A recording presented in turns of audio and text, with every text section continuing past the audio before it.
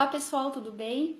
Primeiramente eu quero agradecer as visualizações que eu tive do meu primeiro vídeo, as mensagens que vocês deixaram para mim, os likes, os compartilhamentos, e dizer que eu fiquei muito feliz com as mensagens e espero que vocês continuem escrevendo para mim mensagens bacanas e mensagens que talvez me faça crescer, melhorar também, né, nas reviews que eu estou fazendo desses livros, né, Deus ajuda.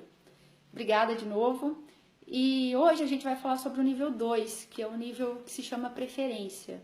A gente viu que no primeiro vídeo a gente falou sobre o authentic self, que seria o eu autêntico, e que independente das coisas que estão acontecendo na nossa vida, né? Até a gente usou a analogia da partida de futebol, mas independente do que esteja acontecendo, a gente não se apega, né? A gente não tem um apego e a gente também vê que a gente não é a situação ruim que está acontecendo, nós somos separados das situações, tá? Então, esse nível 1 é um nível muito bom, né? Que é realmente muito difícil de ser alcançado, mas é um nível que vai te deixar sempre em paz, né? Espiritualmente em paz, né?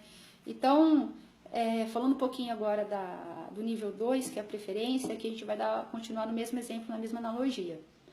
Então, dessa vez, você está assistindo a um jogo, de novo, em qualquer estádio do mundo, com qualquer time jogando.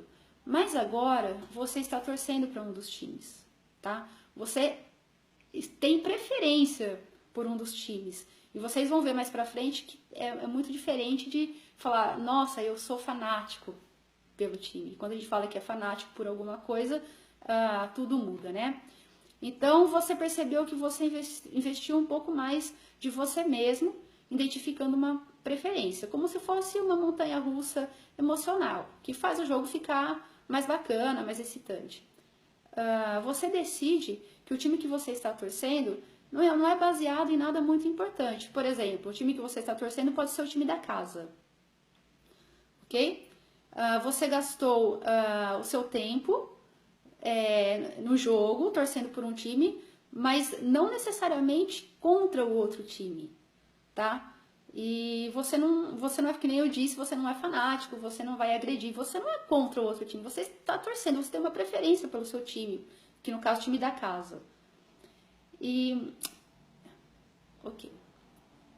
E ainda no final do jogo, quando o juiz apita, né, pro final da partida, você sai do estádio e deixa tudo para trás. Nesse nível, você investiu um pequeno pedaço de você mesmo nesse jogo, tá? Você formou uma ligação para alguma coisa, contudo arbitrariamente, e baseado nas suas decisões e nas suas ações dessa ligação. Você engajou uma preferência pelo time. Você criou uma história de vitória ou derrota, que formou a sua experiência. Mas a história não tem nada a ver com sua personalidade. Você não é a história, você está vindo de fora, tá? Você engajou com o evento e as pessoas ao redor de você. Mas no final do jogo, você simplesmente disse, nossa, foi bacana, eu aproveitei, eu gostei. E deixa as suas ligações, os seus apegos irem embora. Essa habilidade de você ter um apego e não ter mais esse apego, ter uma ligação e não ter mais essa ligação, facilmente permite você investir o lado emocional de você mesmo.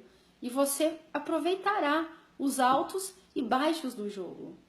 A vida está acontecendo e você está hábil para compartilhar isso com todos ao redor de você, independente se o seu time ganhou ou se o seu time perdeu. Nesse caso, ele dá um exemplo porque você tem uma preferência por o seu time, você não é fanático, mas você tem uma ligação, tá? Mas essa ligação ainda não está te fazendo mal, porque você está aproveitando a partida, independente se o seu time ganha ou perde, você ainda aproveitou essa partida de jogo. Você viu um aproveitamento bacana. Você conseguiu conversar com seus amigos. Seus amigos torciam por outro time, mas para você tudo bem, você é amigo deles. E não é por isso que você vai se tornar um inimigo. E eu estava pensando, jogando essa analogia para a vida pessoal, eu acho que, por exemplo, né, Se você está trabalhando, certo? E de repente você tem aí anos de trabalho e tal, você trabalha bem, mas você é demitido por algum motivo, tá? E aí o que acontece nesse caso? Você pode pensar assim, olha, puxa vida, né? Eu fui demitido porque eu não sei trabalhar direito, eu não sou responsável, eu deveria ter feito melhor, eu deveria ter mostrado mais de mim mesma, e aí eu começo a me julgar, certo? E quando eu estou me julgando, eu não estou vendo a real situação, tá? Por quê? Porque eu estou entendendo que a demissão, no caso, foi uma falha que ocorreu, foi uma falha minha, alguma coisa eu fiz para ser demitida. E eu não sou mais eu não sou mais a Cristiane, eu sou a própria demissão, eu sou o que aconteceu de errado, tá? E eu me vejo como algo ruim, como algo que aconteceu errado, e eu levo isso, eu levo essa, como que eu posso dizer, essa negatividade, eu levo essa experiência negativa, no caso, do meu ponto de vista, para outras áreas da minha vida. E o que é bacana, o que o livro quer dizer, o que eu interpretei, pelo menos, é o seguinte, olha, enquanto eu estava trabalhando, eu aproveitei muito o meu trabalho. Eu gostava do meu trabalho, eu recebia o meu salário, fazia muita coisa com o meu salário, comprava as coisas que eu queria, estava feliz. Mas no momento que eu fui demitida, eu também não fiquei triste, porque o momento que eu estava lá, eu estava aproveitando, eu estava feliz. E isso não vai me deixar triste. Enquanto durou foi bom, e agora o que eu vou fazer? Eu vou procurar outro emprego. Ou então, não, eu quero ficar uns meses investindo em estudos, em outras coisas que eu gosto de fazer. E a vida continua.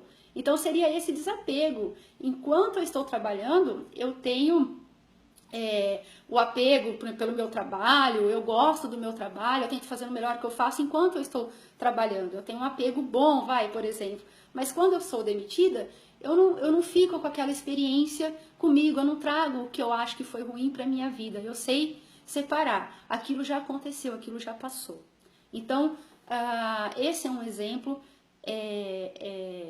Assim, jogando para a vida real, eu acho que a gente pode aplicar isso para qualquer coisa da nossa vida. Foi só um exemplo que me apareceu, que me surgiu.